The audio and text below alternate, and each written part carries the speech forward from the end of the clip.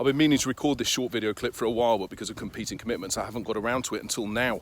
And I'm out giving the dog a run, and I thought it'd be a nice opportunity to try and get something down. And what it concerns is bad science, again, sadly, and the way that bad science seeps like rot, like damp. It permeates organisations that really ought to be immune to that sort of infection.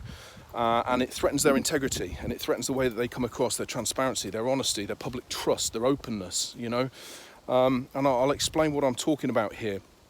I think it's very tempting, it's very alluring to have information presented in such a way that fits your political agenda at a particular moment in time, and to be able to take that where really, certainly as science-based organisations, you ought to be sitting back and looking objectively and critically at the information that's presented and saying, is that good enough?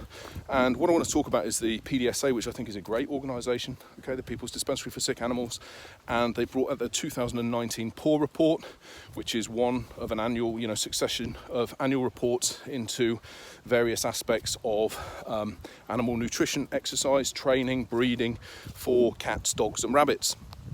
And I looked this year at the training section. Well, I looked at the whole thing, but on the training section for dogs, which I was particularly interested in, I saw at the top of the page in the header that the PDSA had written 99,000 dogs have been subjected to electric shock. I think electric shock collars. But let's just look at the way that that's been presented. 99,000, big number. That's going to grab you. It's intended to. Subjected implies that it's been done for no other reason than the fact that I can. So it's totally devoid of context, necessity, proportionality, inclusion within a holistic approach, justification in any way whatsoever. The dogs have simply been subjected to electric shock. Now, that's interesting because that's a big number and it's presented in a very, very, as I say, emotive way. So I look at it, and what I find is that the PDSA actually surveyed 2,183 dog owners. And of those 2,183 dog owners, 25% apparently report using aversive training methods in order to try and control the behaviour of their dog. Of those, 1% report using electronic training collars, allegedly, to try and achieve the same aim. It doesn't say whether or not any of the owners actually achieved the aims through the aversive means that they apparently employed. But what you've actually got is 1% of 2,183. So you've got 22 people surveyed out of the whole survey say that they've used an electronic training collar. But 22 people won't grab an audience. It isn't sensational enough. It isn't, it isn't emotive enough. So what you then do is you think, well, there's 9.9 million dogs allegedly around about in the UK. So 1% of 9.9 million, 99,000, that's better. Let's use that figure and stick that as a header at the top of the page, and let's throw in the word subjected there to basically rubber stamp our ignorance. And it's so wrong. Anybody with an ounce of integrity, objectivity, as I say, certainly as science-based organisations, you should be above that. It's very, very, primary school tactics. But what the other thing that's important here is, so they focus on the 1%, right? And that's magnified.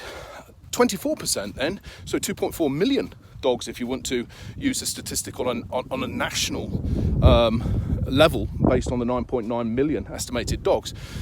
24% of people use other aversive means or measures in order to control the behaviour of their dog. It doesn't say what they are. It doesn't really seem to care what they are. That's sort of like pushed aside. So the 24 times more aversive methods is sort of given the cold shoulder and embraced instead as the electronic training collar, because if you look at the footer of the page, you will see that involved are the Animal Behaviour Training Council, Dogs Trust, RSPCA, the Kennel Club, Battersea, Blue Cross, all of these organisations and associations that have invested time, effort and money into banning a tool where clearly, as the PDSA report shows, there really isn't an issue in comparison to other matters, such as obesity in dogs, such as the fact that 75% of people believe that they have problem behaviours that they wish to resolve in their dogs, such as the other study that's cited at the bottom of the PAW report, which is a 2018 study looking at mortality in dogs under the age of 3, which showed that a third of dogs are destroyed under the age of 3 for undesirable behaviours. These are issues. These are problems. The development and the maintenance of problematic behaviours, despite promulgated training promises and programs that say that this is the way to go and this is how we resolve and prevent issues from developing, but they're rising. That's an issue that needs looking at. The electronic training collar, 22 people out of the surveyed 2,183, isn't an issue in the grand scheme of things. And I just think that organisations such as those that I've just mentioned, you've got the public trust, or you should have that, where you had. In some instances, you've lost it. And I don't know that you'll ever get it back, but you're certainly not going to get it back by basically being lured into and tempted by false science, poor science, omission, cherry picking. It's indicative of a lack of belief, a lack of passion and trust in what you're truly saying and what you truly believe and what you truly want to put across. And people aren't silly. And when you look at things like this, the magnification of something that is 22 dogs out of those surveyed, that then comes out as 99,000, in order to try and serve, a political agenda at a particular moment in time, that's as clear as the nose on the end of my face. And it's a big one, and it's a cold face, and it's got grey hair because it's freezing. But I'm laughing again. But it isn't a funny subject at all, and it needs looking at.